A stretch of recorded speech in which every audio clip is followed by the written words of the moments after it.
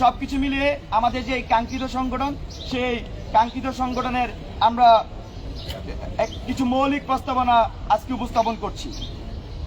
আমাদের মৌলিক প্রস্তাবনাগুলো হলো আদর্শিক বাইনারির কালচারাল দ্বন্দ্বের বাইরে গিয়ে মধ্যমপন্থী ছাত্র রাজনীতিকে প্রতিষ্ঠা করা, জাতি ধর্ম বর্ণ নির্বিশেষে অন্তর্ভুক্তিমূলক ছাত্র রাজনীতি তৈরি করা, যেখানে পরিচয়ের ভিত্তিতে কাউকে অবমূল্যায়ন করা হবে না।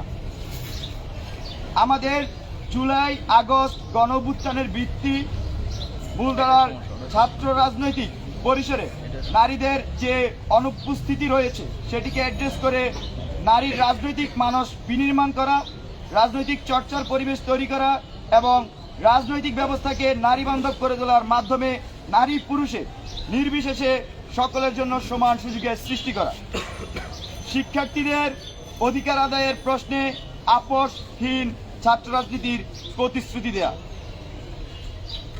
আদর্শিক বাইনারির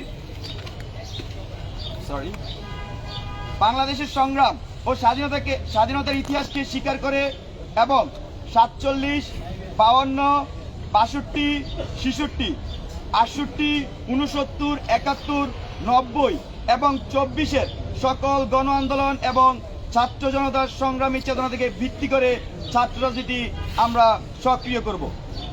ফ্যাসিবাদকালীন সকল শিক্ষা পরিসরে পরিকল্পিতভাবে যে রাজনৈতিক ডিসএম্পাওয়ারমেন্ট করা হয়েছে এবং গণতান্ত্রিক সংসদ কাঠামো পুনর্বহালের সর্বোচ্চ গুরুত্ব আরোপ করা হবে।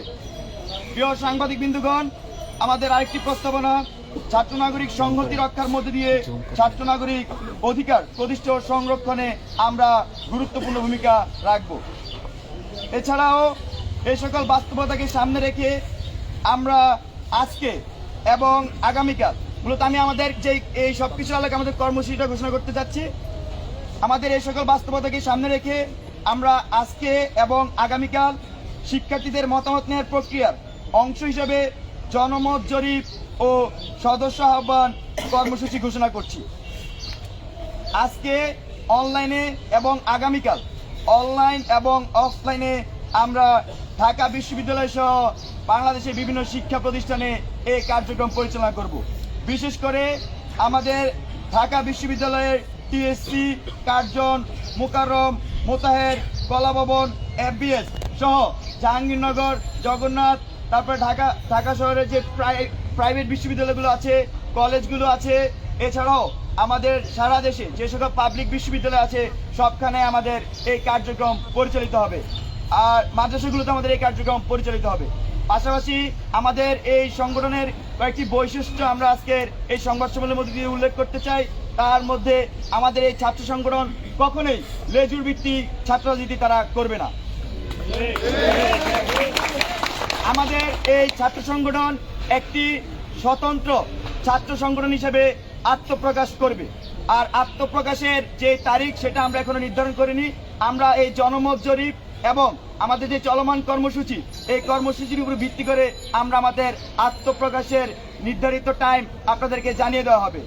আর আমাদের যে আমরা বলছি লেজুভিত্তিক ছাত্র রাজনীতি আমরা করবো না, তার প্রক্রিয়ার অংশ হিসেবে আমাদের এই ছাত্র সংগঠন বটম টু টপ অ্যাপ্রোচে তাদের নেতৃত্ব বাছাই করবে গণতান্ত্রিক উপায়ে।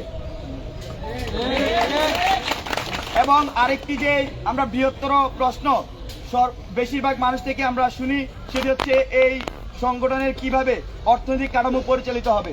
তার মধ্যে আমরা এটা উল্লেখ করতে চাই আমাদের সংগঠনের বৈশিষ্ট্য হিসেবে তাদের ইন্টারনাল যে চাঁদা থাকবে সংগঠনের, বা আমরা বলি সাংগঠনিক ফি যেটি, তার মাধ্যমে সংগঠন পরিচালিত হবে। ধন্যবাদ।